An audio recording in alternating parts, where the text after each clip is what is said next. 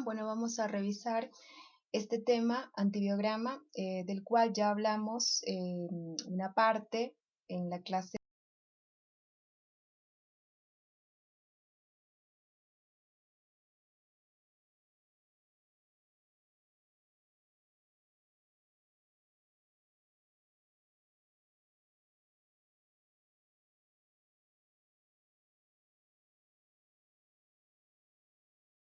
de estreptococcus, ¿no? Sean estos antibióticos o sean estos antifúngicos, dada una especie bacteriana o dada una especie fúngica. Esta medición de la sensibilidad es un procedimiento que se realiza in vitro, se realiza sobre la mesada de un laboratorio y que en definitiva pues es muy importante porque nos va a permitir predecir la eficacia a nivel in vivo, a nivel del paciente, de un determinado antimicrobiano, sea este antibiótico o antifúngico, ¿sí? El antibiograma se puede aplicar para especies bacterianas y para especies fúngicas. Bueno, para desarrollar esta clase vamos a presentar este artículo. Toda esta clase se basará en este paper, ¿sí? Que está escrito en español, es publicado por autores españoles, ¿sí? Y se titula El antibiograma, interpretación del mismo, conceptos generales. Lo elegí justamente por la didáctica que presenta y la escritura en terminología bastante simple para que pueda ser comprendido por ustedes. Así que cualquier detalle que no les quede claro de esta clase tienen este paper para su profundización. Bueno, los objetivos de esta clase son 5, básicamente: definir antibiograma y explicar su importancia en la práctica clínica y vigilancia epidemiológica. Pues el antibiograma es una prueba que no solo posee importancia individual, sino que también posee importancia a nivel epidemiológico, a nivel de lo que significa la salud pública. Otro objetivo de esta clase es que el alumno al final de la misma sea capaz de citar tipos de antibiogramas según sus resultados y técnica de ejecución, de lo cual ya vimos algo en la clase pasada. Explicar los requisitos de interpretación de un antibiograma y su fundamento, citar los aportes del antibiograma a la práctica clínica y sustentar lectura interpretada de un antibiograma. Es decir, manejar los fundamentos para la interpretación adecuada de un antibiograma y la importancia que tiene interpretar correctamente un antibiograma. Bueno,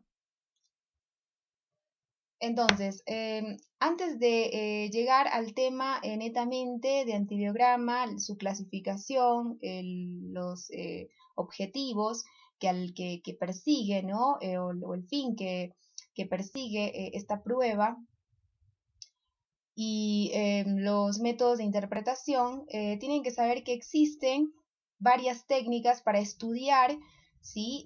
A nivel in vitro, a nivel de laboratorio, la resistencia bacteriana o la sensibilidad bacteriana o fúngica en caso de que estemos manipulando o estudiando un sistema fúngico, ¿sí? Entonces, estas técnicas que existen disponibles para estudiar la resistencia microbiana, digámoslo en un término más amplio, se clasifican en 3 tipos. Tenemos métodos fenotípicos que nos permiten estudiar esa resistencia microbiana, métodos bioquímicos y métodos genéticos. Los métodos fenotípicos son los que están representados en definitiva por la prueba de laboratorio llamada antibiograma, ¿sí? Y este antibiograma justamente consiste en exponer un inóculo bacteriano estandarizado a una única concentración de antibiótico o a un gradiente de concentraciones, ¿sí? De un mismo antibiótico. En un mismo ensayo vimos en la clase anterior que se testean varios antibióticos, ya sea por pruebas de difusión utilizando discos de papel impregnados con un antibiótico, ¿sí? Cada disco representa un antibiótico en una única concentración, ¿no? Los métodos de difusión se basan en ese sistema. Los métodos de dilución, que son los considerados el gold estándar porque te aportan la ZIN, la concentración inhibitoria mínima, estos métodos de dilución aportan entonces resultados cuantitativos, ¿sí? Y la ventaja que tienen es que nos permiten testear un amplio número de antibióticos en un mismo ensayo, pero además cada antibiótico se testea en distintas concentraciones, en un gradiente de concentraciones, desde la más baja a la más alta, ¿sí? Bueno, entonces el método fenotípico que nos permite estudiar la resistencia o la sensibilidad de un microorganismo, sea este bacteria o sea este hongo, a un determinado antimicrobiano, ¿sí? Es lo que se conoce como método fenotípico o antibiograma. Los métodos bioquímicos y los métodos genéticos también nos permiten estudiar la resistencia bacteriana, pero en realidad estos métodos lo que nos permiten fundamentalmente es determinar el mecanismo de resistencia de un microorganismo, ya sea este bacteria o ya sea este hongo, a un determinado antimicrobiano, o sea, van más al fondo, ¿sí? Con estos métodos bioquímicos o genéticos, tú puedes poner en evidencia ese mecanismo de resistencia, ¿sí? Un método bioquímico, por ejemplo, para poner en evidencia un mecanismo de resistencia a betalactámicos, como puede ser el mecanismo basado en la producción de betalactamasas, que son enzimas, ¿sí? Que cortan estos antibióticos, los hidrolizan, entonces te puedes matar dando betalactámicos que no les sirve a la bacteria. ¿Por qué? Porque la bacteria pues adquirió este mecanismo de resistencia basado en expresión y producción, secreción de beta-lactamasas, de enzimas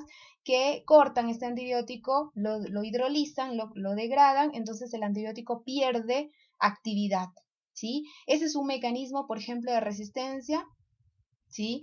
Bastante reconocido, bastante frecuente, ya que lo expresan bacterias, inclusive de interés odontológico, ¿sí? Como el grupo de los estafilococos, y es un mecanismo de resistencia muy importante, predominante en especies de enterobacterias, ¿no? Patógenos entéricos. Entonces, un método bioquímico es, por ejemplo, lo explica el paper, el uso, por ejemplo, de una cefalosporina cromogénica para poner en evidencia justamente la producción de beta-lactamasas, ¿sí? Entonces se utiliza un disco impregnado en cefalosporina cromogénica que obviamente cambia de color cuando el antibiótico es hidrolizado por la bacteria. Entonces, si la bacteria expresa esta enzima beta-lactamasa, va a ser capaz de hidrolizar el antibiótico y esa hidrólisis se va a poner en evidencia mediante un cambio de color en el medio de cultivo, ¿sí? Y eso indicaría positividad para ese mecanismo de resistencia, ¿sí?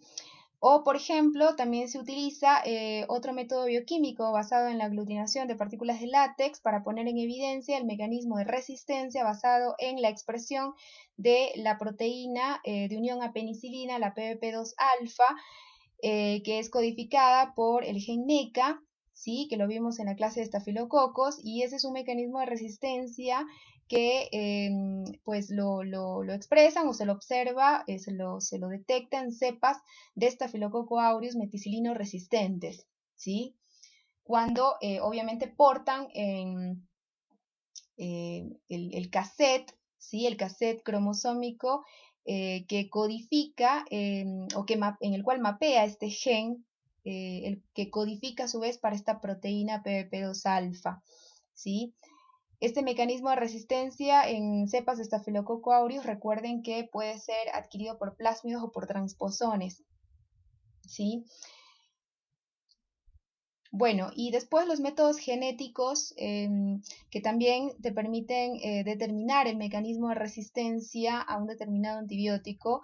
El método fenotípico se diferencia de estos dos en que solo te dice si la bacteria o la especie fúngica que estás estudiando te informa sobre si es sensible o es resistente a un determinado antimicrobiano, ¿sí?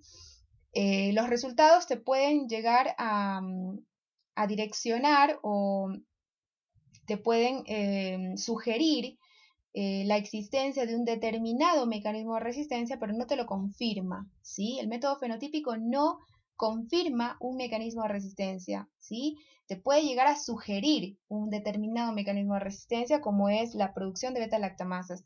Para comprobar que la bacteria posee un determinado mecanismo de resistencia a un grupo de antibióticos o a un determinado antibiótico, necesitas aplicar o ejecutar métodos bioquímicos como los mencionados o métodos genéticos, es decir, ya pruebas de biología molecular como la PCR, la reacción en cadena de la polimerasa, que te va a permitir, por ejemplo, saber si la cepa que estás estudiando, la cepa bacteriana que estás estudiando, porta o no un determinado marcador o gen de resistencia, como es, por ejemplo, el gen MECA en cepas de Staphylococcus aureus resistentes a meticilina, ¿no? Las famosas cepa SARM.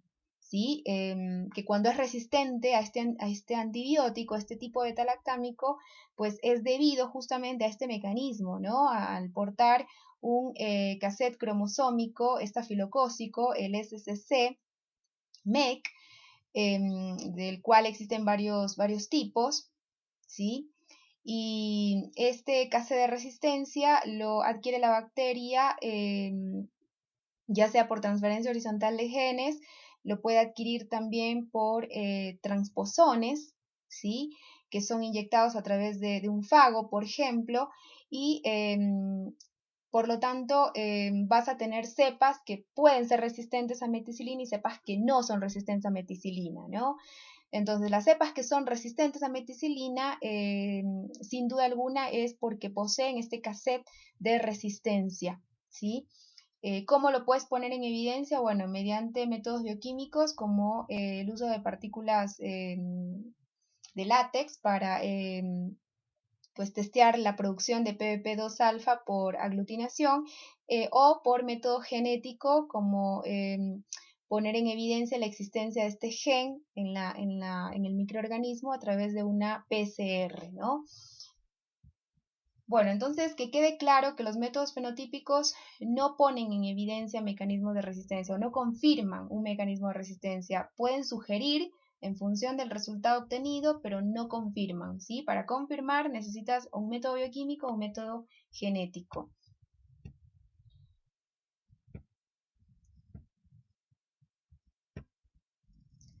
Bueno, entonces, el paper básicamente, pues, da enfoque a lo que es un antibiograma, su definición, su clasificación según los resultados que aporta, según el tipo de resultados que entrega. Un antibiograma puede ser cualitativo, puede ser cuantitativo, el objetivo que persigue el realizar esta prueba, ¿sí? La importancia que tiene a nivel clínico y su interpretación, que está basada en, como ya lo había mencionado en la clase pasada, que vimos algo sobre esto.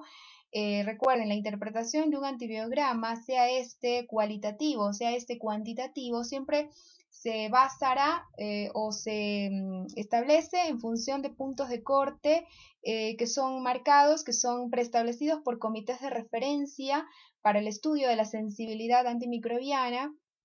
Existen básicamente dos comités de referencia.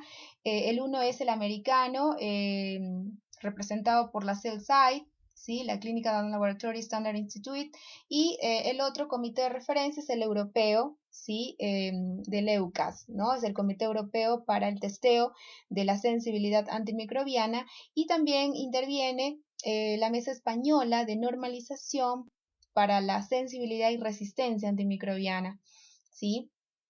Entonces, estos puntos de corte se revisan periódicamente, ¿sí? No es que se determinan una vez y no se revisan más, están siempre en constante revisión, puesto que la resistencia bacteriana y la resistencia antifúngica, en el caso de los hongos, pues es un evento dinámico, es un evento que está sujeto a cambios, ¿sí?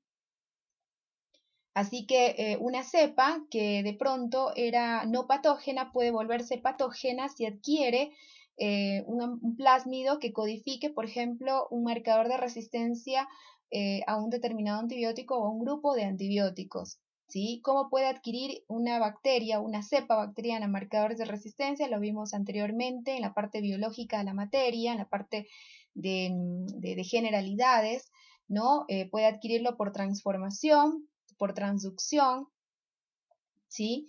O por transferencia horizontal de genes a través de un pili sexual, ¿sí? Transformación cuando adquiere, por ejemplo, fragmentos de ADN del entorno en el que se encuentra, del ambiente, ¿no? Transferencia horizontal es uno de los eventos más frecuentes, en ese caso lo adquiere a través de un pili sexual, y por transducción a través de la infección por un fago. Recuerden que los fagos son virus que infectan bacterias, ¿sí? Entonces, una bacteria puede adquirir determinantes de resistencia que no los tenía previamente, pero los adquiere porque fue infectada por un fago, ¿sí? Bueno, ahora, estos organismos de referencia, estos comités de referencia que se encargan de establecer y de revisar periódicamente los puntos de corte para la interpretación de los resultados de un antibiograma y definir la categoría del microorganismo, si está en una categoría sensible, resistente o resistencia intermedia, esos puntos de corte son fijados en función de propiedades microbiológicas, es decir, propiedades del microorganismo, propiedades farmacocinéticas que tienen que ver con los cambios que el organismo le hace al antibiótico o al antifúngico, y están basados también en la eficacia clínica, ¿sí? Entonces, recuerden lo que les dije inicialmente, cómo definimos a un antibiograma, un estudio realizado in vitro que mide la sensibilidad de una bacteria o de una especie fúngica a un grupo, a una batería de antibióticos. Recuerden que cuando se ejecuta un antibiograma no vamos a estudiar la sensibilidad a un único antibiótico, se estudia la sensibilidad a varios antibióticos, ¿sí? Se elige obviamente un representante de cada grupo, ¿sí? Y bueno, a partir de esos resultados, de los resultados que entrega el antibiograma, esto le permite al clínico predecir la eficacia in vivo, la eficacia que va a tener ese antimicrobiano elegido, que demostró actividad frente a una determinada especie microbiana. Pues el clínico puede predecir, ¿sí? O estimar su actividad ya en el paciente, ya a nivel terapéutico, ¿sí? Pero el antibiograma siempre es una prueba de laboratorio, es una prueba que se realiza in vitro, pero que te entrega resultados que le permiten al clínico estimar la eficacia del antibiótico, de un antibiótico dado en vivo, ¿sí? Bueno, según los resultados que entrega el antibiograma, recuerden que estos pueden ser cualitativos y cuantitativos, ¿sí? Los cualitativos son aquellos que dan resultados categóricos, ¿sí? Es decir, categorizan al microorganismo en sensible, resistente, resistencia intermedia, ¿en función de qué?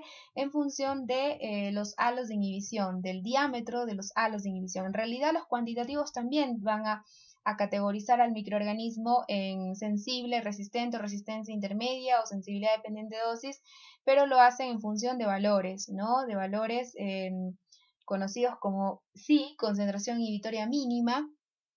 ¿Qué es la SIN? Pues la SIN, recordemos, es la dilución más baja o la concentración más baja de antibiótico con la cual el crecimiento bacteriano sigue siendo indetectable, ¿sí? Es la dilución más baja de antibiótico con la cual no se detecta crecimiento bacteriano. Eso es la SIN, ¿sí? Los métodos cuantitativos te entregan la SIN, te entregan esta concentración mínima de antibiótico capaz de inhibir el crecimiento bacteriano de manera significativa, ¿sí? Mientras que los métodos cualitativos se basan en categorizar al microorganismo bajo estudio en sensible, resistente o resistente intermedio en función de si formó o no formó halo de inhibición, ¿sí? Y bueno, se miden los diámetros de estos halos de inhibición, ¿sí? Y estos diámetros han demostrado concordancia, han demostrado correlación inversamente proporcional, es decir, que a mayor halo de inhibición, es decir, entre más grande es el halo de inhibición, eso se corresponde con una SIN más baja, ¿sí? A menor halo de inhibición, pues eso se corresponde o se correlaciona con una zinc más alta, ¿sí? Entonces los cualitativos clasifican al microorganismo desde el punto de vista de su nivel de sensibilidad en función de halos de inhibición. Los cuantitativos clasifican al microorganismo en función de su nivel de sensibilidad, pero basados en la zinc, en la concentración inhibitoria mínima, ¿no? Ahora, para obtener la zinc, los antibiogramas cuantitativos utilizan técnicas de dilución en caldo, dilución en agar. Los más usados son los métodos de dilución en caldo, ¿sí? Recuerden que justamente el gold estándar para medir la sensibilidad a un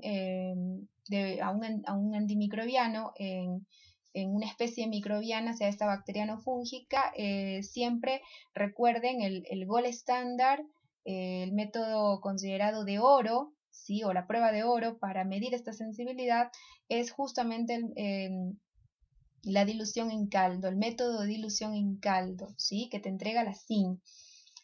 Pero tienen que saber que los métodos cualitativos basados en la obtención de halos de inhibición han demostrado buena correlación con la zinc, así que podemos utilizar este método tranquilamente y sabemos que los diámetros de estos halos correlacionan bien con la zinc, ¿sí?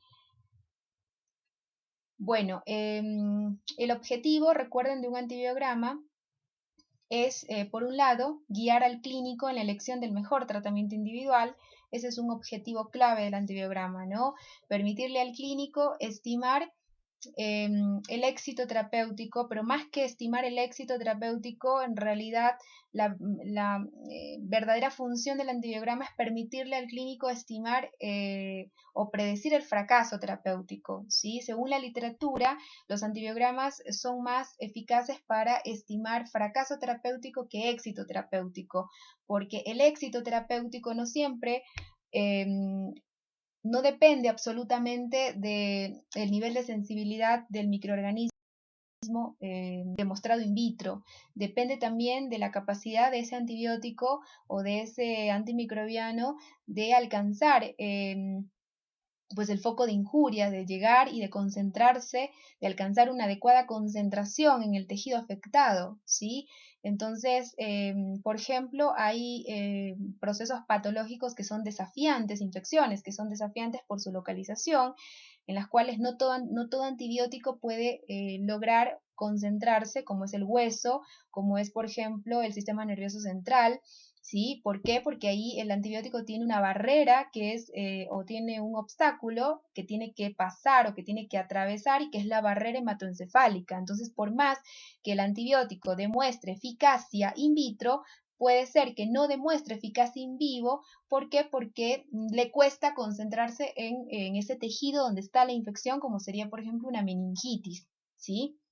Así que, según la literatura, el antibiograma es más eficiente para predecir fracaso terapéutico que éxito terapéutico por las variables mencionadas, ¿sí? Entonces, recuerden,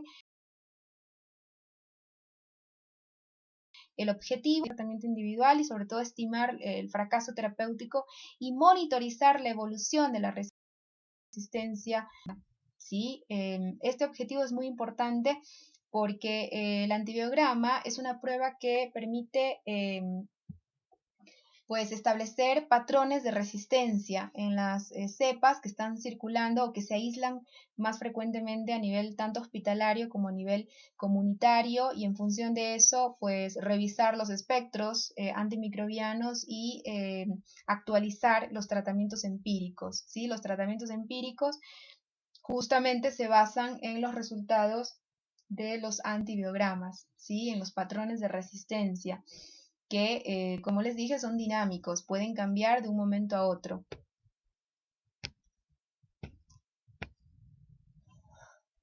Bueno, en cuanto a las consideraciones, a la hora de interpretar los resultados de un antibiograma, tenemos que tener en cuenta estos 3 puntos, que no siempre el valor de zinc más bajo indica mayor actividad de un antimicrobiano, ¿sí? Esto, por ejemplo, lo podemos traducir en en el caso de Staphylococcus aureus y Staphylococcus coagulasa negativo.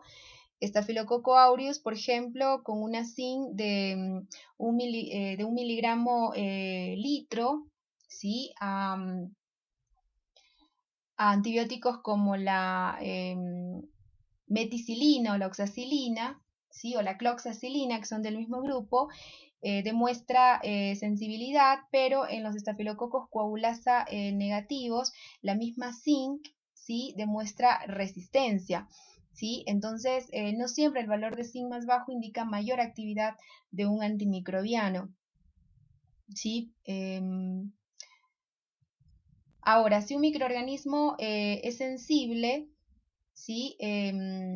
A un antibiótico o a un antimicrobiano, ¿qué significa eso? ¿Qué significa un resultado de sensibilidad? Indica o sugiere que con ese antibiótico con dosis habitual se espera una evolución favorable de la infección, ¿sí? Eso significa. Entonces, si el microbiólogo informa que la cepa bacteriana estudiada, la cepa fúngica estudiada, aislada del foco infeccioso, es sensible a un antibiótico de interés, de importancia clínica, que está indicando eso, bueno, está indicando o le está indicando al clínico que el antibiótico estudiado en dosis habitual, ¿sí? Va a ser eficaz, es decir, va a generar una evolución favorable en el paciente, ¿sí? Eso indicaría un resultado de sensibilidad. Y como les dije anteriormente, la interpretación de la sensibilidad predice mejor el fracaso terapéutico que el éxito de un tratamiento, ¿sí? O sea, cuando interpretamos un antibiograma, los resultados nos van a permitir como clínicos estimar mejor el fracaso que el éxito. ¿Por qué? Porque el éxito depende de algunas variables, depende por un lado del nivel de sensibilidad del microorganismo causante del agente etiológico al antibiótico que queremos utilizar, pero también depende, como les dije, de la farmacocinética, ¿sí?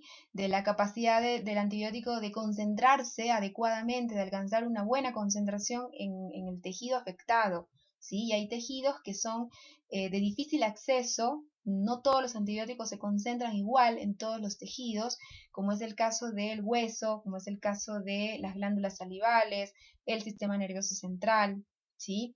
Entonces, recuerden estos 3 mensajes, ¿sí?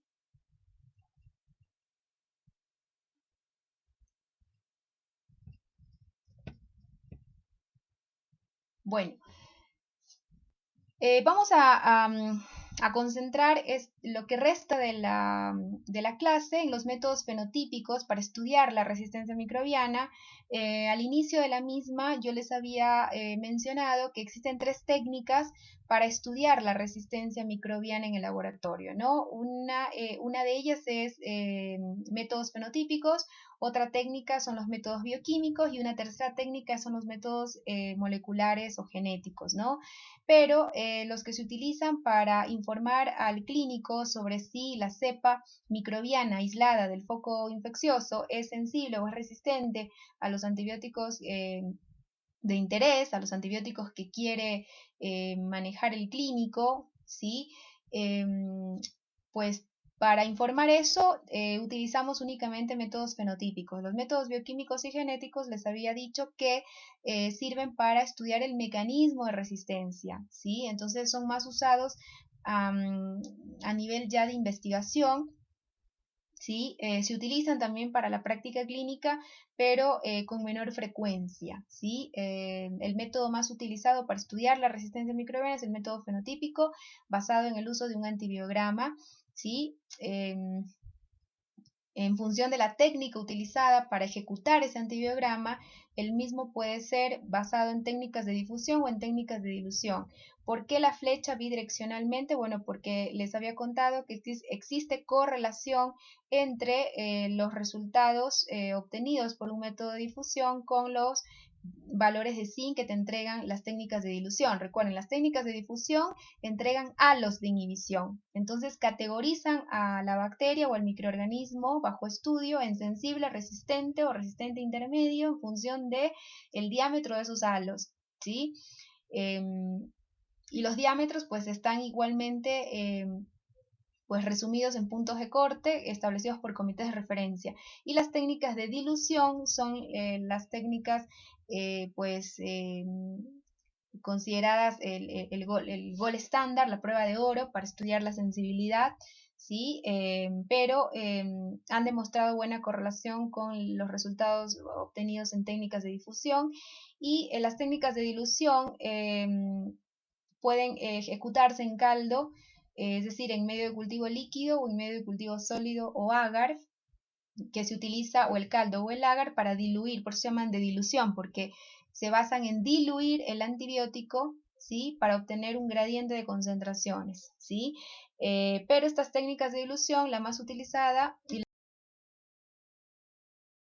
la que se considera el gol, de hecho es el método que adoptaron o que adoptan los sistemas automatizados para el estudio de la sensibilidad y la interpretación, ¿sí? de ese test de sensibilidad, como por ejemplo el sistema Vitek, ¿sí? Que te entrega la SIN y te interpreta ese valor de SIN y te informa directamente si el microorganismo estudiado es sensible, es resistente o resistente intermedio. Son métodos automatizados que adoptan o que utilizan esta técnica de estudio, de medición de la sensibilidad para pues establecer el fenotipo de resistencia en el microorganismo estudiado. Y las técnicas de difusión, estas siempre utilizan un medio de cultivo sólido, ¿sí? Siempre una técnica de difusión siempre va a utilizar un medio de cultivo sólido. Ahora, ya sea que analicemos o que estudiemos la sensibilidad a un determinado antimicrobiano por técnica de difusión o por técnica de dilución,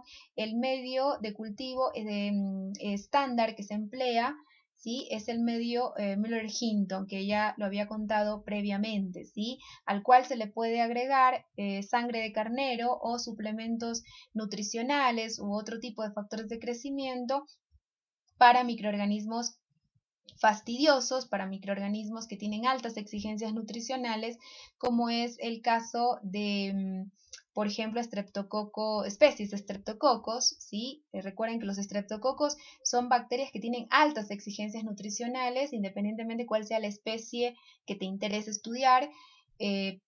Siempre que requieras estudiar la sensibilidad a un antibiótico en especies de estreptococos, tienes que utilizar medio Müller-Hinton suplementado con sangre de carnero, ¿sí? Para otras especies que no son fastidiosas o que no tienen altas exigencias nutricionales, basta con utilizar medio Müller-Hinton simple. Bueno, entonces las técnicas de dilución se pueden realizar con caldo o con agar, ¿sí? Las más usadas son las basadas en dilución en caldo. El método para este procedimiento es un micrométodo, un método de microdilución que utiliza paneles multiwell como estas o placas de multiwell.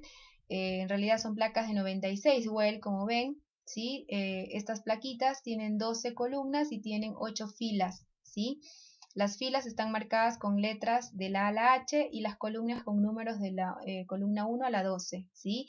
Como les había contado en la clase anterior, pues cada columna testea un antibiótico distinto y cada fila representa una concentración diferente de ese mismo antibiótico. Entonces, el antibiótico 1, ¿sí? Se testea en concentraciones que van desde la más baja en la fila A la más alta en la fila H, ¿sí?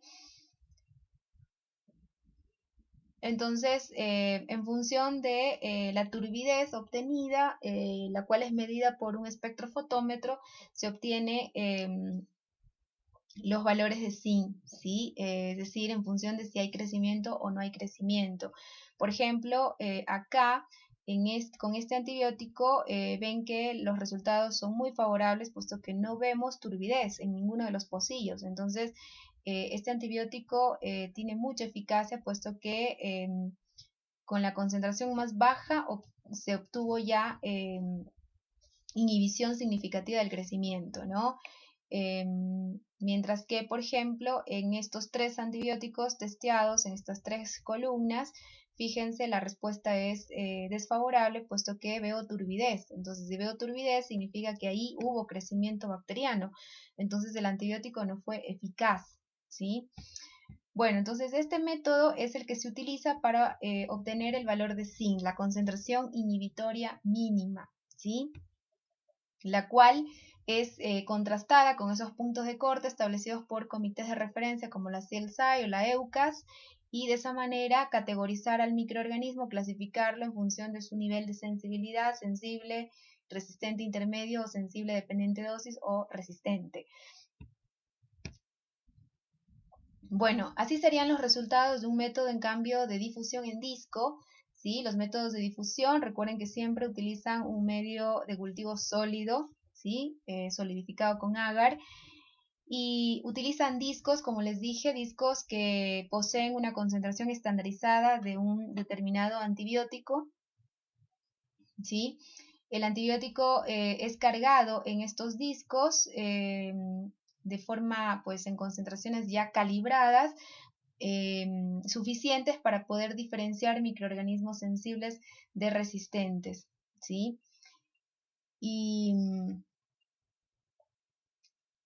Y además recuerden que estos halos de inhibición muestran correlación con los valores de zinc, ¿no? Entre más grande es el halo, eso va a corresponderse con un menor valor de zinc, ¿sí? Y entre más chico es el halo, como en este caso, pues eso se va a corresponder en el método de dilución con un valor más alto de zinc, ¿sí? Entonces, para poder interpretar un antibiograma basado en técnica de difusión, ¿sí? Tenemos que utilizar este instrumento, que es un calibrador y que mide, pues, el diámetro de estos halos, ¿sí? Ese resultado se lo contrasta con puntos de corte preestablecidos por comités de referencia, y de esa manera se categoriza al microorganismo si es sensible o si es resistente, ¿sí? Pero recuerden que en la interpretación de este método es muy importante fijarse en la calidad del halo. No basta con ver que el halo sea grande, no basta, ¿sí? Hay que ver que sea regular, como en este caso, o en este caso. Acá no es tan regular el halo, tiene ciertas irregularidades en el borde, así que no es un halo de buena calidad. Por ejemplo, acá está como esfumado en la periferia, no es un halo de buena calidad, no puedo confiarme de este resultado, no puedo informar que a este antibiótico la bacteria sembrada en esta placa o el microorganismo sembrado en esta placa sea sensible a este antibiótico testeado en este disco, ¿sí? Entonces, recuerden, con este método se utilizan varios discos. ¿Para qué? Para poder testear la sensibilidad a una batería de antibióticos, pero la diferencia con este método con este es que aquí en este método yo analizo simplemente varios antibióticos, pero cada antibiótico se ensaya en una única concentración, ¿sí? Pero la concentración con la que se carga el antimicrobiano en cada disco está calibrada para poder discriminar entre bacterias sensibles y resistentes, ¿sí? Mientras que en los métodos cuantitativos, como el método de dilución en caldo, recuerden, cada antibiótico se testea en un gradiente de concentraciones desde la más alta a la más baja o viceversa, ¿no? Bueno, y recuerden que en este caso el inóculo bacteriano, tanto para este método de dilución o para este método de difusión, siempre se coloca ese inóculo bacteriano o ese inóculo microbiano, se coloca en una única concentración, ¿sí? Lo que puede variar son las concentraciones de antibiótico. El inóculo bacteriano siempre se utiliza en una concentración ya estandarizada, ¿sí? Generalmente es 0,5 en la escala de Macfarlane. Bueno, entonces el procedimiento para este método es, primeramente, tomar una placa, un agar de Müller-Hinton, ¿sí?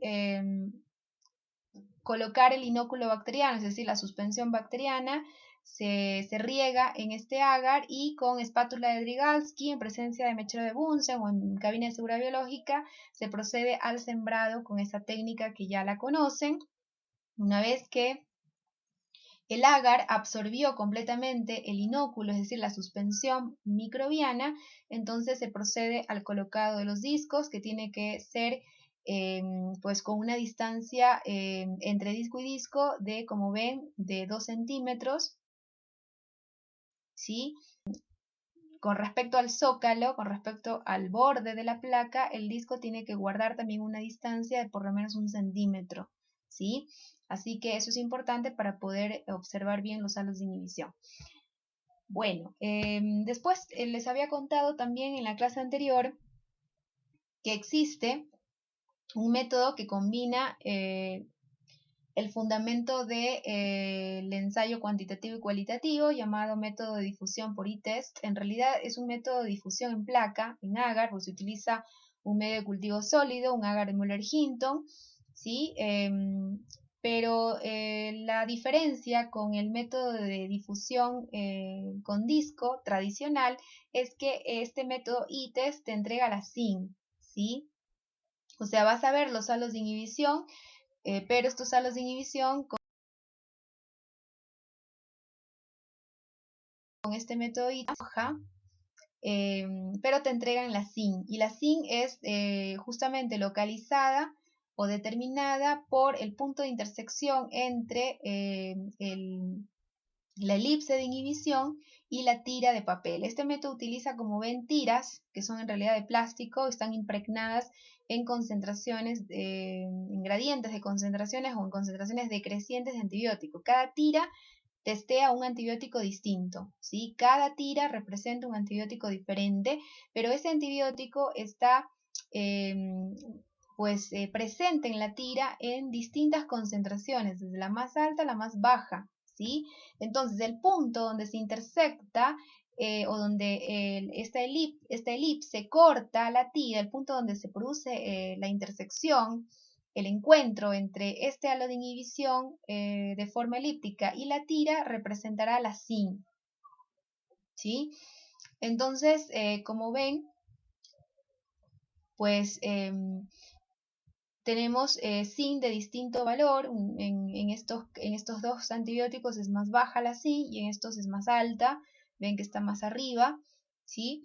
Entonces, yo no puedo decir con solo ver esto, yo no puedo decir, a este antibiótico, esta bacteria sembrada en esta placa es sensible, acá es resistente. No, tengo que determinar el valor de zinc y contrastarlo con los puntos de referencia establecidos por la CEL-SAIS. Recuerden que la definición de sensibilidad o de resistencia, ¿sí?, ya sea por técnica de dilución o por técnica de difusión, va a depender, como les había contado en la clase anterior, de la especie microbiana estudiada y del antibiótico testeado, ¿sí?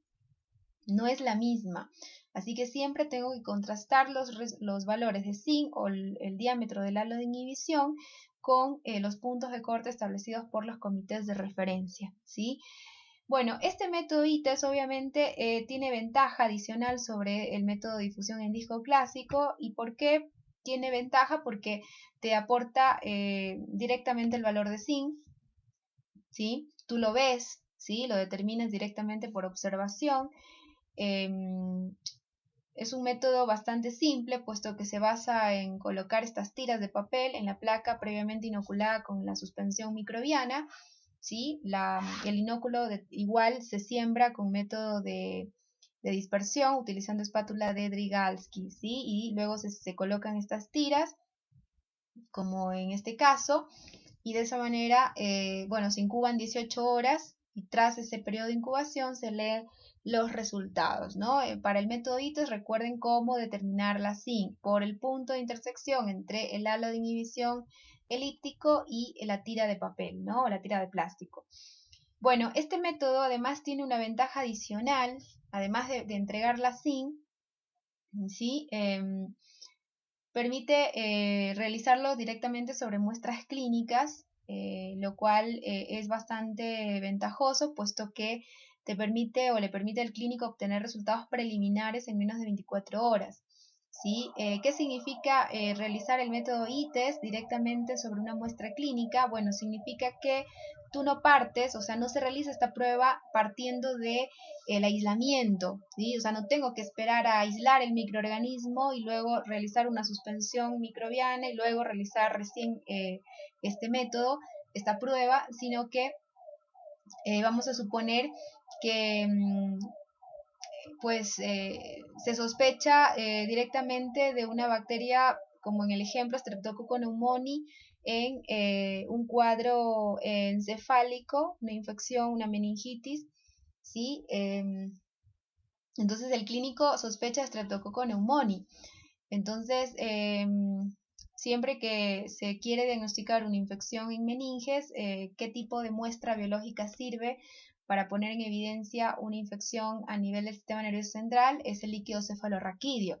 Entonces, yo puedo enviar, por ejemplo, la muestra, el líquido cefalorraquídeo, o el médico envía esta muestra al laboratorio de microbiología, y el microbiólogo lo que hace es directamente sembrar esta muestra biológica, ¿sí? La siembra en un medio de cultivo que debe tener composición de Müller-Hinton y debe tener agar sangre, porque recuerden que Streptococcus pneumoniae es una especie bacteriana, es una bacteria que tiene altas exigencias nutricionales, entonces necesita el medio Müller-Hinton, necesita sangre en su composición, ¿sí? Se le agrega sangre de carnero, se inocula la muestra biológica, es decir, líquido cefalorraquídeo, se inocula, ¿sí? Luego se coloca la tira de antibiótico a la cual yo quiero evaluar la respuesta de esa bacteria a ese antibiótico. En este ejemplo es cefotaxima, ¿sí? Que es una cefalosporina de tercera generación. Entonces se incuba 18 horas y en menos de 24 horas ya se puede obtener un resultado, ¿no? De todas maneras, sensibilidad a un antibiótico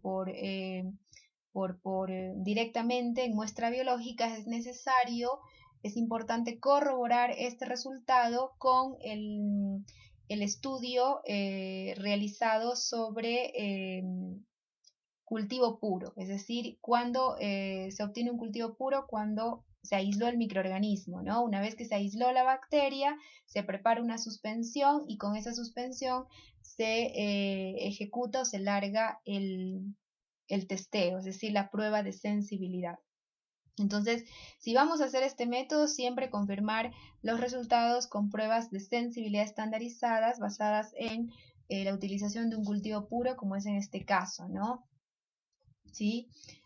O en este caso donde se partió con el inóculo, se obtuvo a partir de un aislamiento previo. Primero se aisló el microorganismo, se lo identificó, una vez identificado se preparó un inóculo, una suspensión bacteriana y se largó el método, ¿no? Acá no, acá no se aisló el microorganismo, lo que se hizo es inocular directamente la muestra biológica en un agar sangre, ¿sí? Y hacer directamente la prueba de sensibilidad. Entonces con las colonias, miren, las colonias crecidas se toman muestras para hacer, por ejemplo, largar una prueba de Gram y ver que es un Gram positivo, porque es estreptococo, y los laboratorios que tienen, por ejemplo, el equipo de, de proteómica, ¿sí? De espectrometría de masa o MALDI-TOF, pueden directamente a partir de esta colonia hacer la identificación por proteómica, ¿no? Y inmediatamente tienen el resultado del antibiograma, es decir, del fenotipo de sensibilidad de esta bacteria, que en este caso, fíjense, como este método ITES entrega la zinc, si ustedes observan el punto de intersección entre el halo de inhibición elíptico y la tira impregnada en antibiótico, justamente este punto de intersección marca 0,75 miligramos litro, ¿sí? Cabe recalcar que el antibiograma puede dar resultados en concentraciones de microgramos mililitro o en concentraciones de miligramos litro, ¿sí?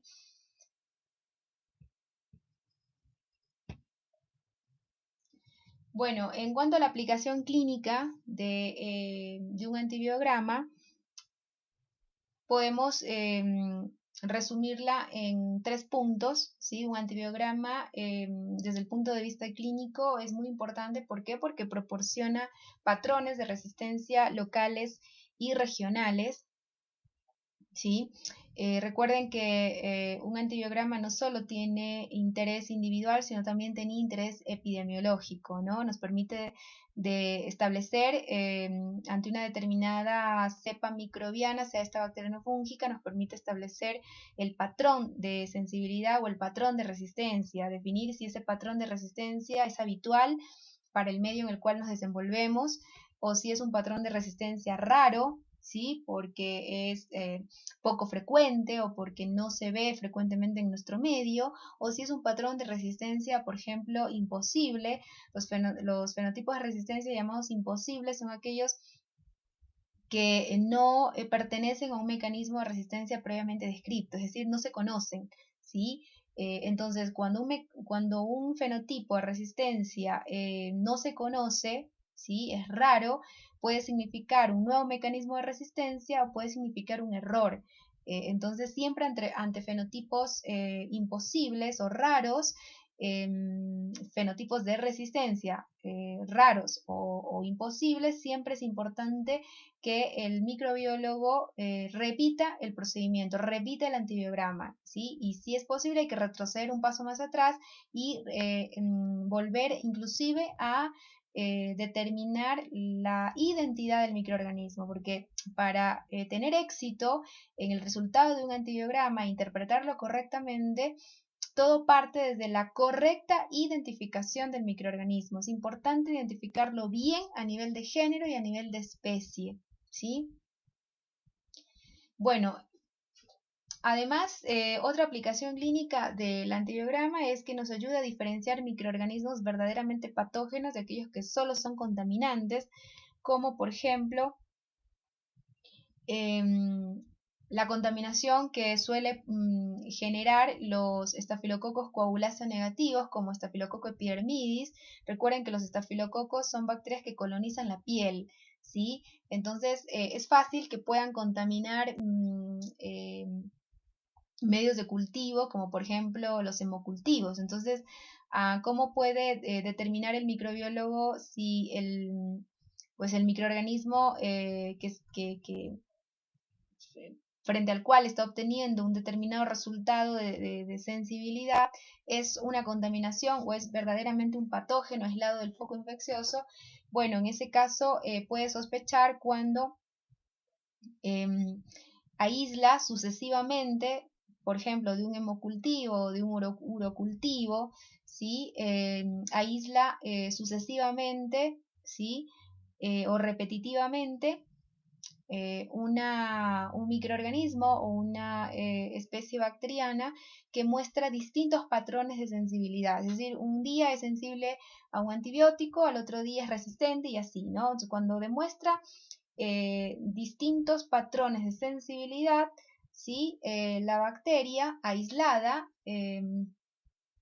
eso debería sugerirle al microbiólogo pues una contaminación, ¿sí? No es un verdadero patógeno, sino es una contaminación, como lo que les había mencionado de los estafilococos coagulasa negativos, que usualmente suelen dar hemocultivos, ¿sí? Porque como son colonizantes de la piel, es fácil que ante una inadecuada manipulación contaminen el medio, ¿no? Y den informes inadecuados durante las pruebas de sensibilidad. Y después también otra aplicación clínica que tiene el antibiograma es que le permitiría, por ejemplo, al microbiólogo confirmar un brote nosocomial de una cepa bacteriana, por ejemplo, multiresistente, ¿sí? O sea, siempre para confirmar un brote nosocomial, si se tiene la sospecha de un brote nosocomial, siempre hay que realizar a esos aislamientos pruebas de sensibilidad para definir pues las cualidades que le llevó a esa bacteria generar o a ese microorganismo generar ese brote en el entorno hospitalario. Entonces, cuando se sospecha de un brote nosocomial, cuando varios pacientes, ¿sí? Varios pacientes dan positivos para un mismo tipo de microorganismo, para un mismo tipo de cepa, por ejemplo, bacteriana. Entonces, inmediatamente a esos aislamientos se les realiza pruebas de sensibilidad, se les realiza un antibiograma y de esa manera podemos determinar el fenotipo de resistencia de ese microorganismo y luego aplicar o mediante la aplicación de pruebas bioquímicas o genéticas estudiar el mecanismo de resistencia que le llevó a ese microorganismo causar un brote nosocomial, ¿sí? Entonces un brote implica que el microorganismo generó infección en varios pacientes hospitalizados, entonces de varios pacientes se aísla el mismo patógeno, la misma cepa bacteriana, ¿no? Entonces, como ven, además de que el antibiograma le permite al clínico elegir el tratamiento más eficaz, ¿sí?, para combatir la infección o combatir una infección dada, además tiene importancia epidemiológica porque permite definir patrones de resistencia y establecer si nos enfrentamos a un fenotipo de resistencia habitual o a un fenotipo de resistencia raro o imposible, ¿sí?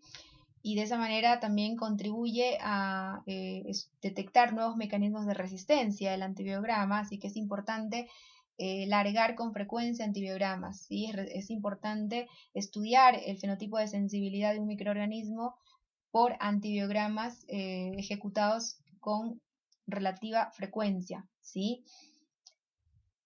Bueno, recuerden, ayuda a diferenciar microorganismos verdaderamente patógenos de aquellos que solo son contaminantes de una muestra. Y bueno, ¿por qué es importante una lectura interpretada del antibiograma? ¿Por qué es importante interpretar correctamente un antibiograma? Bueno, porque de esa interpretación va a depender el éxito terapéutico, ¿no? Va a depender los resultados que tenga el clínico al momento de aplicar una terapia antibiótica, una terapia antimicrobiana, ¿sí? Entonces,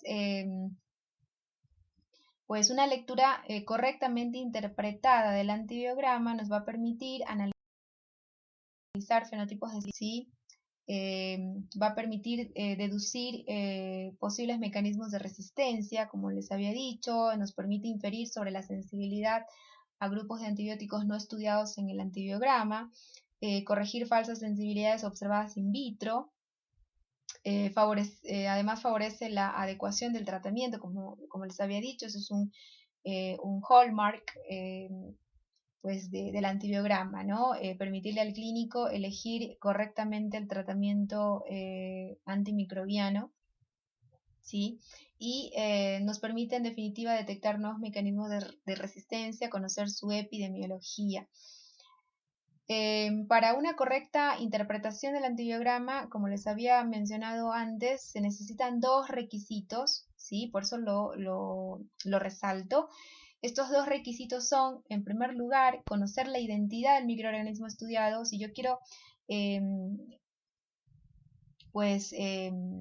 tener buenos resultados en la lectura de ese antibiograma, ¿sí?, que esos resultados sean confiables, el microorganismo tiene que estar bien identificado, ¿sí? No pueden haber errores en esto, porque si el microorganismo fue incorrectamente clasificado, incorrectamente identificado,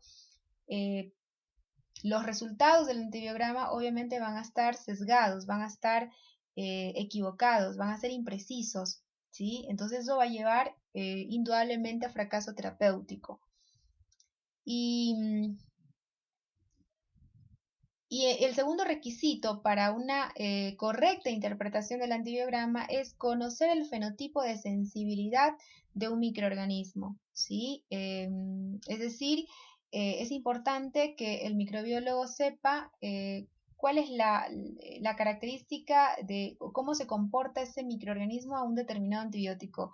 Es importante que se conozca previamente sobre resistencias intrínsecas, ¿sí? Bacterias que son intrínsecamente resistentes a un antibiótico, pues ya ese antibiótico no se lo testea siquiera, porque ya sé que me va a dar resistente o me va a dar sensible. Entonces hay bacterias que son intrínsecamente naturalmente resistentes a un antimicrobiano. Entonces, cuando es así, ese antibiótico ya no se lo utiliza, ya no se lo estudia, ya no se lo ensaya en el test de sensibilidad, ¿sí?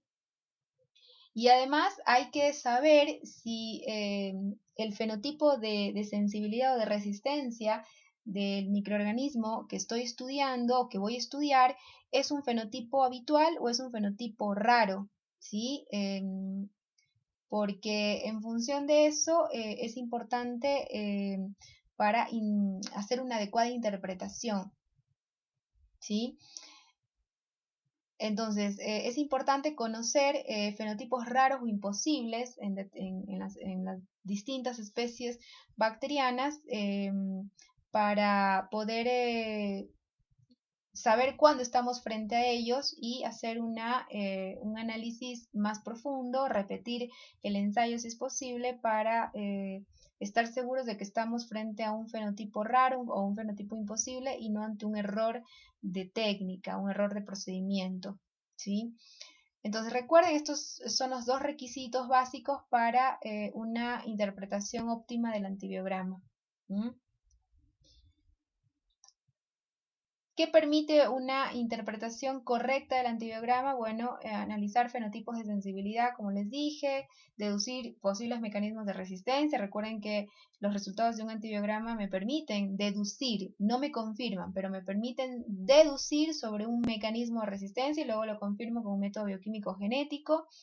Nos permiten inferir también sobre la sensibilidad a grupos de antibióticos. Por ejemplo, si la bacteria me da sensible para, vamos a suponer, una cefalosporina de primera generación, por ejemplo, cefoxitina, cefuroxima, por ejemplo. Entonces, si me da sensible a ese antibiótico, eso me permite inferir de que va a ser sensible también a todos los demás integrantes de ese grupo de cefalosporinas, ¿sí?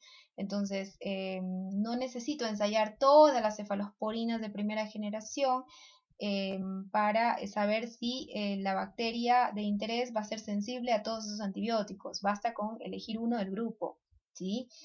Me permite corregir falsas sensibilidades observadas in vitro, ¿sí?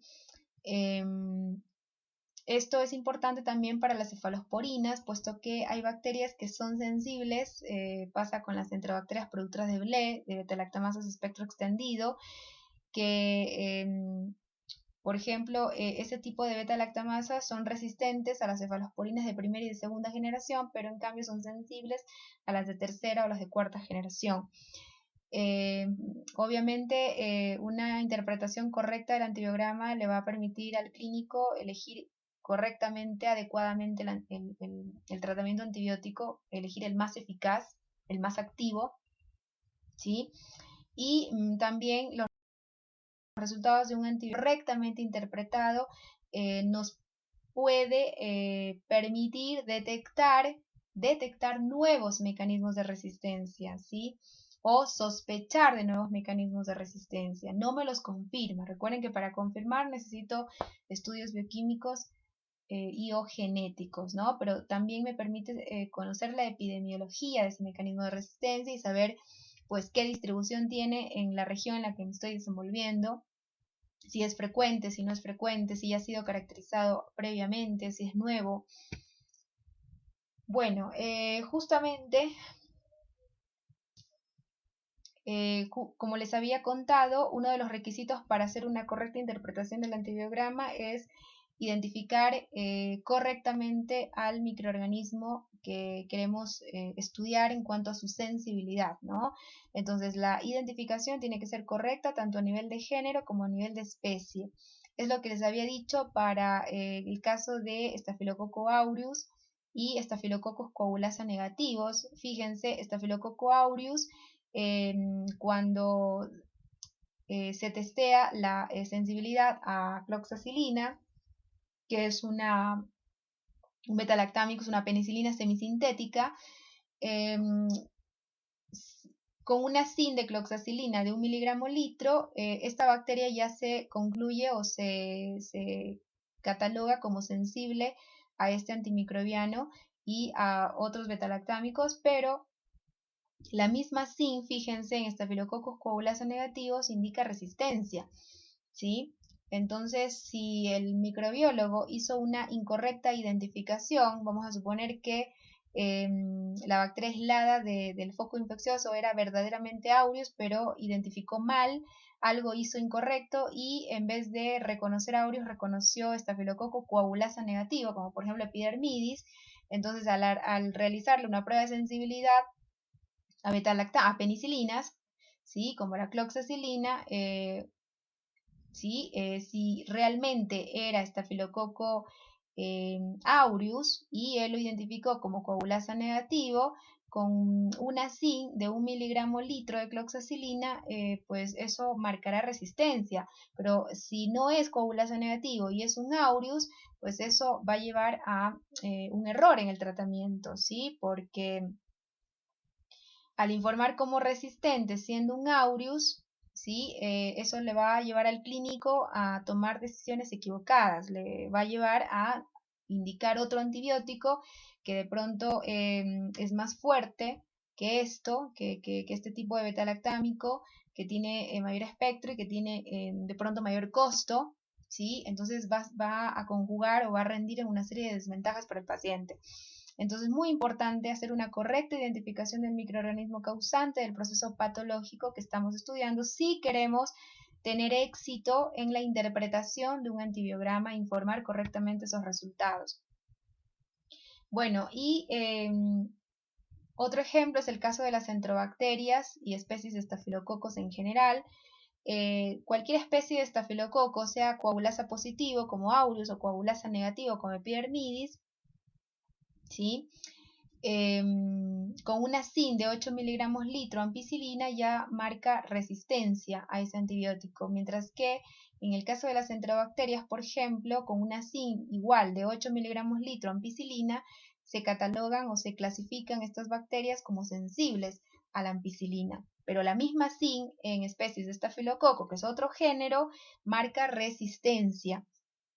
Entonces, fíjense la importancia de hacer una identificación correcta del microorganismo tanto a nivel de género como a nivel de especie, ¿sí? Y recordar que la zinc más baja no siempre indica mayor actividad, ¿sí? ¿Por qué? Porque la zinc define fenotipo sensible o fenotipo resistente dependiendo del microorganismo, de la especie microbiana y del antibiótico. Por eso siempre es importante contrastar este valor obtenido, este valor de zinc, con los puntos de corte establecidos por los comités de referencia y recién ahí dar un resultado, una categorización de fenotipo sensible o fenotipo resistente o resistente intermedio.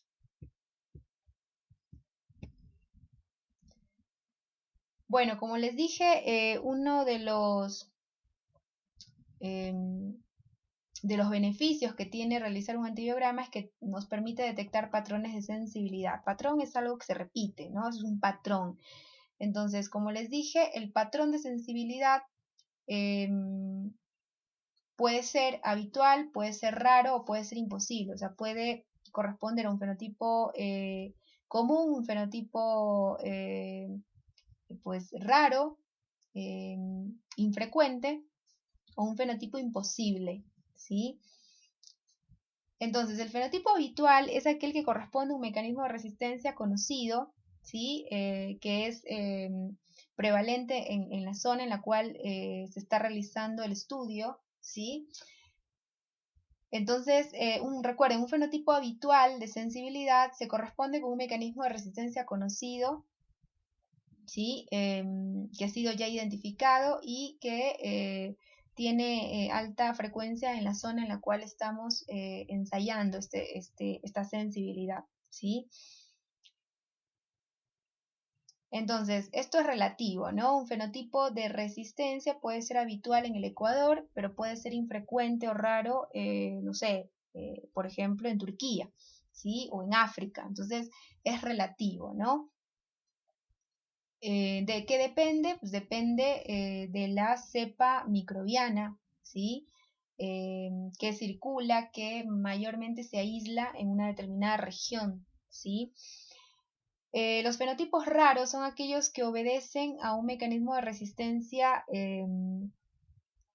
pues que no es del todo conocido, ¿sí? O que es infrecuente en la zona en la cual te estás desenvolviendo, o que ha sido recientemente caracterizado, ¿sí? Como por ejemplo la resistencia imipenem en cepas de Enterobacter cloacae, ¿sí? O la resistencia a vancomicina en especies de enterococos, son fenotipos raros, ¿sí? Se han caracterizado, o sea, se han descrito, pero son raros, ¿sí? Los fenotipos imposibles son aquellos que no obedecen a ningún mecanismo de resistencia conocido. Entonces, ese es un fenotipo imposible. Cuando la bacteria estudiada pues marca un resultado de sensibilidad o de resistencia que previamente no ha sido descrito en la literatura, no se conoce en lo absoluto. Entonces, eso puede significar dos cosas, o puede significar un error en la interpretación o un error en la identificación del microorganismo, o puede significar un nuevo mecanismo de resistencia, ¿sí? Entonces, de cualquier manera, siempre ante fenotipos raros de sensibilidad o de resistencia o fenotipos imposibles, siempre se necesita la comprobación, ¿sí? Para comprobar este fenotipo raro o imposible, es necesario que el microbiólogo retroceda algunos pasos, ¿no? Se recomienda que retroceda a la identificación del microorganismo, que vuelva a hacer la identificación a nivel de género y especie, y una vez hecho eso, vuelva a repetir el ensayo de sensibilidad, ¿sí? Si el ensayo al repetirse, ¿sí? Marca el mismo resultado, el mismo fenotipo, eso podría sugerir un nuevo mecanismo de resistencia, ¿sí? Como por ejemplo la resistencia al inesolit, ¿sí? En especies de enterobacterias, por ejemplo.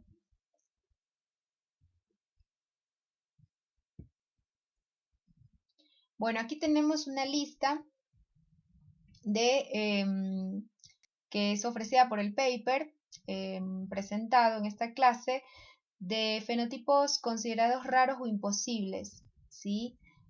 Por ejemplo, cuando vimos Streptococcus les había contado en esa clase de streptococos que hasta el momento no se ha informado cepas resistentes de Streptococcus a la penicilina, ¿sí? No está descrito actualmente resistencia a la penicilina. Sí, a lo mucho se puede lidiar con una cepa tolerante a la penicilina, que en ese caso para combatirla basta con asociar eritromicina al tratamiento, a la penicilina G procaínica, pero por ejemplo, si un estudio de sensibilidad frente a especies streptococcus me da resistencia a penicilina, aquí por ejemplo, esto ya es un fenotipo raro, ¿sí? No sé si es imposible, pero es raro. No se ha descrito actualmente. De hecho, sería más bien un fenotipo imposible. ¿Qué tiene que hacer el microbiólogo frente a este resultado? En caso de obtener una cepa de piógenes resistente a penicilina G, tiene que volver a repetir el ensayo, ¿sí? Si es posible, retroceder a la identificación del microorganismo y luego repetir el ensayo y ver si realmente le vuelve a dar este resultado. Si le vuelve a dar, por lo menos frente a 3 repeticiones, entonces eso se tiene que informar y estudiar el posible mecanismo de resistencia porque es un mecanismo no conocido, ¿sí? Otro fenotipo, por ejemplo, raro es la sensibilidad en cocos gram positivos a Astreonan, ¿sí? Astreonan es un antibiótico que se utiliza para tratar infecciones por gram negativos, ¿sí? Otro fenotipo raro, por ejemplo, es la resistencia al inesolit de especies del género Enterococcus o Staphylococcus, ¿sí? Otro fenotipo raro es, por ejemplo, la resistencia a gentamicina y la sensibilidad a otros aminoglucósidos en especies del género Staphylococcus, ¿sí? Otro fenotipo raro sería, por ejemplo, en Staphylococcus aureus, la resistencia a vancomicina, ¿sí? Que sí puede haber, hay cepas, pero son raras, ¿sí? Son de circulación poco frecuente. Entonces, un fenotipo no imposible, porque sí se ha descrito, pero es raro encontrarnos con cepas de Staphylococcus aureus resistentes a vancomicina, porque recuerden que frente a cepas de aureus, cepa SAR, meticilino resistente, la opción que nos queda para tratar ahí es la vancomicina. Entonces, que la cepa te dé resistente a vancomicina y la verdad que no le quedan muchas opciones al clínico para tratar esa infección, ¿sí? Y bueno, esos serían los ejemplos de mayor importancia a nivel odontológico, porque recuerden que los estafilococos, los estreptococos son bacterias de interés odontológico, ¿sí? Otro fenotipo, por ejemplo, imposible sería la sensibilidad a ampicilina en Proteus vulgaris. ¿Por qué? Porque Proteus vulgaris se sabe que es naturalmente resistente a ampicilina. Entonces, encontrar una cepa que sea sensible a ampicilina es raro, ¿sí? Por no decir imposible. Mientras que, por ejemplo, Proteus mirabilis se sabe que es sensible a ampicilina. Entonces, algo raro en Proteus mirabilis sería encontrar una cepa o detectar una cepa por antibiograma resistente a ampicilina, ¿no? Y bueno, acá tenemos ejemplos de microorganismos que son intrínsecamente resistentes a ciertos antibióticos. ¿Qué significa ser intrínsecamente resistente? Significa que pues estas bacterias o estas especies bacterianas son naturalmente resistentes, ¿sí? A estos antibióticos. Lo cual significa que son ya fenotipos establecidos, conocidos, y por lo tanto no tiene necesidad o no hay justificación para ensayar estos antibióticos porque ya se sabe qué resultado voy a tener, ¿sí? Entonces, cuando conocemos en una especie bacteriana que ésta ofrece resistencia intrínseca natural a un determinado antibiótico, ese antibiótico no se lo ensaya en el test de sensibilidad, ¿sí?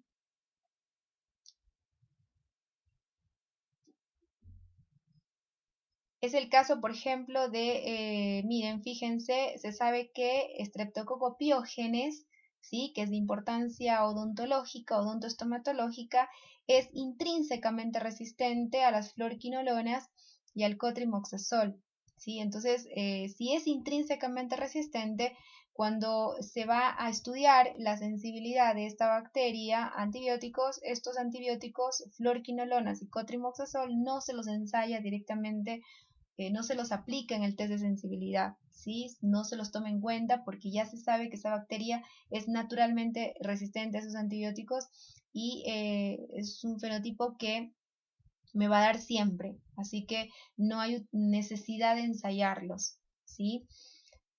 Entonces, fíjense que el microbiólogo para ejecutar un test de sensibilidad debe conocer esto, debe conocer los fenotipos de resistencia del microorganismo que va a estudiar, de ahí que requiere una correcta identificación del microorganismo a nivel de género y especie, conocer sus fenotipos de resistencia, si ofrece resistencia intrínseca a un determinado antibiótico, y pues conocer cuáles serían los fenotipos raros o imposibles de resistencia, ¿sí? en una determinada especie microbiana.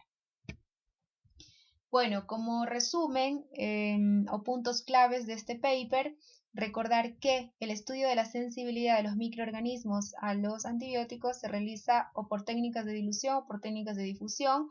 El gold estándar para el estudio de la sensibilidad a antimicrobianos, recuerden que encaja dentro de una técnica de dilución, que es la dilución en caldo, ¿no? Las técnicas de dilución proporcionan resultados cuantitativos, mientras que las técnicas de difusión proporcionan resultados cualitativos, basados en halos de inhibición. Las técnicas bioquímicas y genéticas permiten detectar el mecanismo o el gen de resistencia en cuestión de minutos u horas. La realización de un antibiograma se basa en el patrón de resistencia de cada bacteria. Recuerden que el patrón de resistencia puede obedecer a un fenotipo habitual, un fenotipo raro, un fenotipo imposible, ¿no? Ante fenotipos raros o imposibles es necesario corroborar esos resultados, ¿no? Los patrones de antibiograma poco frecuentes o imposibles, como les dije, requieren confirmación. Bueno, eso es todo. Muchas gracias.